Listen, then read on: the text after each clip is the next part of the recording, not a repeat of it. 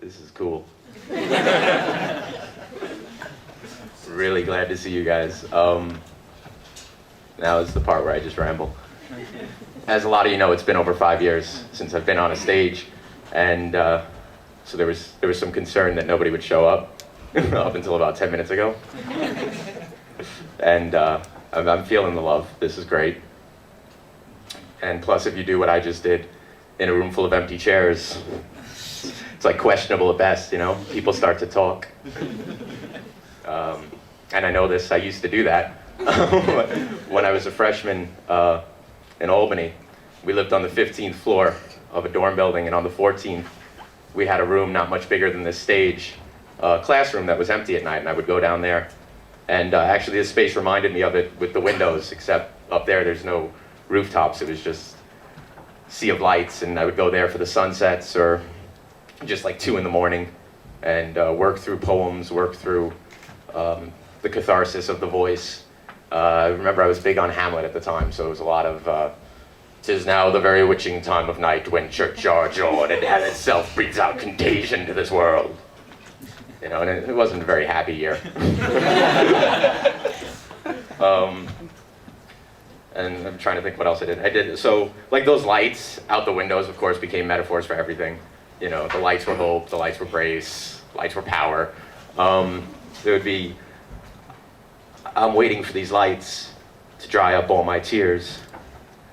I'm waiting for the rain to hide them from the world. But nature is complacent, and complacency is natural, unless you live in hell.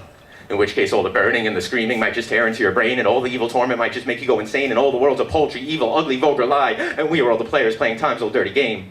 But time is just a figment of a mass hallucination, and no one's ever figured out the reason for the pain, and if you look to reason, then the reason's still the same, but the reason isn't real, and so the reason too is wrong, and wrong is all we have, when right will never last, and last is what I am when others run away. Or is it me that's running in a world that's stuck in place?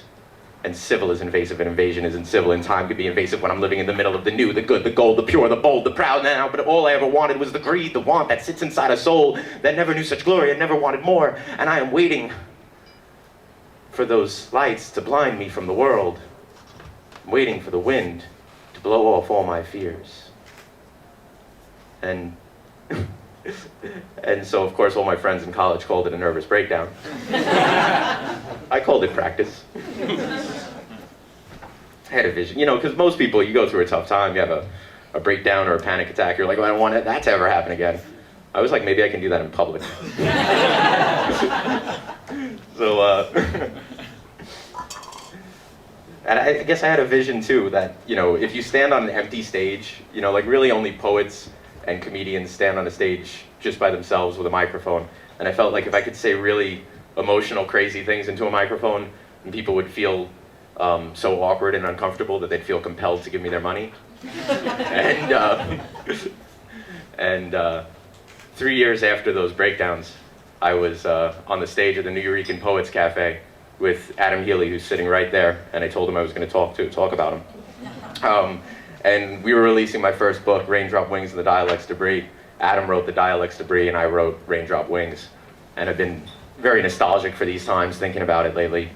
And it occurred to me that I used to charge $15 for that Kinko's printed book, and I think we charged $6 at the door that day. So it was $21 to come listen to a couple of 21-year-olds talk about their feelings. And I called it the Getting Back Our Lunch Money Tour. Suckers. Somebody was there. I just heard, hey, I'm sorry. Karmic retribution, I'm giving away Exaltation at the end of tonight. They're already signed, so don't bug me.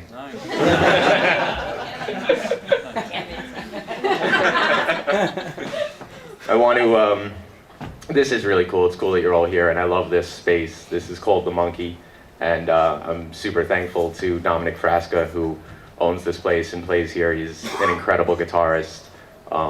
This is a guy that Entertainment Weekly called Eddie Van Halen for eggheads. So if you're into that, you want to check out Dominic Frasca. He really went out of his way to make this happen, and I appreciate it.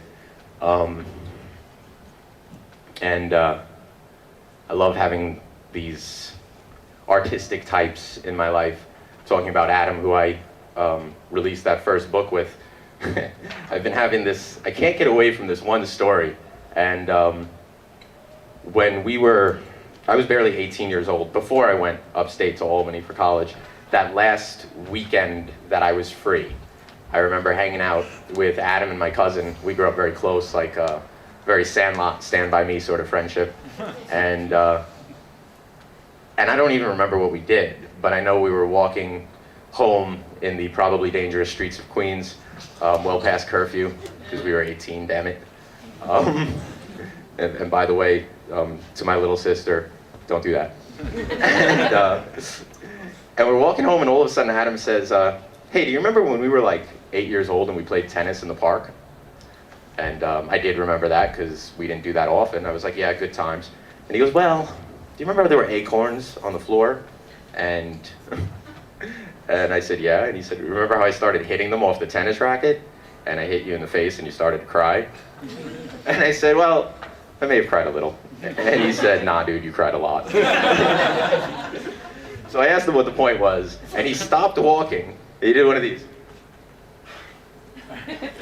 He hung his head and he said, I always felt really bad about that. I bring this up, partly to kill time and make him feel awkward. But also, I wrote a book with Adam because I think he has a serious poetic talent. And at the time, I couldn't really articulate what it was.